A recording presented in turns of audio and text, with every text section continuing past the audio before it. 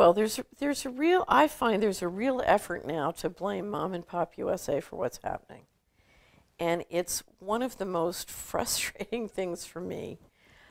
Yes, I believe that we all need to come clean and take responsibility, because certainly everybody in America, it's been pretty easy to know that something was terribly wrong with the federal finances, and a lot of us have literally felt that there was nothing we could do, and so we've let it go. So I'm not saying let's not take responsibility, because I think it's important to take responsibility. At the same time, I think it's important to understand what's been happening economically and who's been engineering that.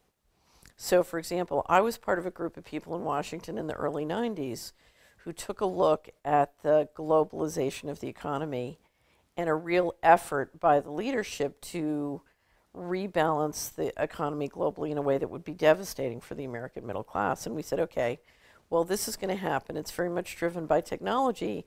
How can we help the American people jump the curve on the situation? And so that was a time when a little bit of honest feedback and a little bit of honest transparency could have helped us as a society rise to the challenge of the changes that were before that. Well, a decision was made rather than do that, rather than face facts and help the American middle class re-engineer and change. What we would instead do is bubble the economy with a huge amount of debt. We had what I call a financial coup d'etat. You know, the leadership of the family decided to just steal the money, give everybody a lot of promises and party, and then when it was over, say, oh, well, it's all your fault. Okay? So I think that's a little bit of an oversimplification, because if you look at Mom and Pop, what have Mom and Pop been doing? Mom and Pop have been working hard, and they've been saving, and they've been putting their money in a pension fund. They've been putting their money in the retirement, in the Social Security Trust Fund, and that money's been used by the leadership of the family to move money offshore. So in fact, if anything, Mom and Pop has had their money stolen. So now that you've stolen their money, to turn around and say, well, this is really your fault because you've been acting in a bad way. Well, if they've been acting in a bad way, they haven't gotten honest feedback, and they've been encouraged to act in a bad way in many, many respects. So, for example, if you look at the medical and the healthcare budget, we've had a health system and a food system that has been run, if anything, to encourage very, very bad health and drive healthcare expenses way up. We've run the system for the convenience of private corporations in many respects. And to blame that all on Mom and Pop is completely ridiculous.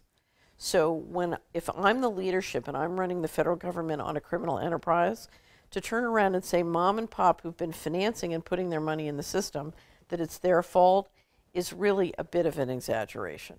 So yes, I think we all need to take responsibility. The idea that it's all Mom and Pop's fault is ridiculous. One of the things I talk about in some of my articles, you have this foundation, the Pete Peterson Foundation, which has made a new documentary, made it a couple years ago, called, I think, IOUSA. And it's very much of the genre of blaming Mom and Pop for the problems and saying the solution, you know, Mom and Pop caused the problem, and so now we have to cut Mom and Pop. What's interesting is if you look at the head of the Peterson Foundation, it's a gentleman named David Walker, who was running the General Accounting Office when all of this money was disappearing. $4 trillion went disappearing from the federal government. And during that time, David Walker was asked to make public the corporate contractors who were running those federal accounts, and promised he would and refused to. And I have to say, in the scheme of things, you know, stayed very quiet and played ball. So the fact that David Walker, who in my opinion facilitated $4 trillion going missing from the federal government and did nothing about it when he was head of the General Accounting Office, to come back around and say, oh, it's Mom and Pop's fault. You know, no, it was a corporate infrastructure in Washington at the time, of which Mr. Walker was very much part of. So it's really the pot calling the kettle black. And I think we all have to take responsibility to solve the problem. But the people who created this was not Mom and Pop. If anything, Mom and Pop have been harvested to finance the breakaway civilization and the leadership moving trillions of dollars offshore.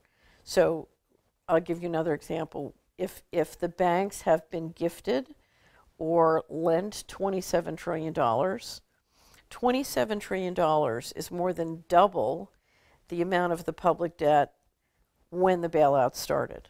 So think of it this way. From the beginning of the Republic through World War I, World War II, the building of the infrastructure and the highway system, in total, we borrowed $12 trillion. In 2 years, we gifted or gave more than double that amount to the banks. So is that a mom and pop problem? I don't think so.